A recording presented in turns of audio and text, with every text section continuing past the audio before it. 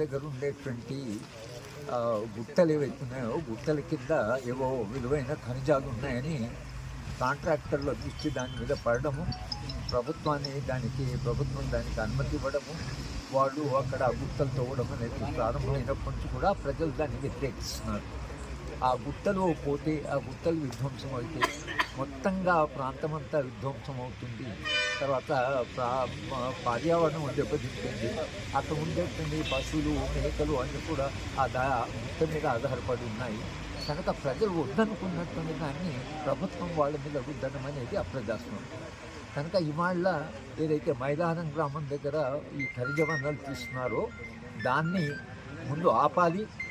Local ప్రజాప్రతినిధులు కూడా బాధ్యత తీసుకోవాలి. ప్రభుత్వం కూడా దీన్ని పునఃసమీక్షించి ప్రజలు ఎందుకు వద్దంటున్నారో ముందు కనుక్కోండి. నిజంగానే దానివల్ల వాళ్ళు విధ్వంసం జరుగుతుందంటే ప్రాజెక్టును ఆపాలి, దాన్ని వెనక్కి తీసుకోవాలి. కేవలం ఖనిజాలతో కొనుక్కరికి మనం ప్రజల యొక్క జీవిత విధ్వంసం చేసేటువంటిది అది ప్రభుత్వం యొక్క విధానం కాదు, అది ప్రజాస్వామ్యబద్ధం కూడా కాదు. కనుక మైలారం గుట్టల తవ్వే ఖనిజాలు తవ్వే ప్రాజెక్ట్ అవుతుందో అది తక్షణమే ప్రభుత్వం పునఃసమీక్షించాలి.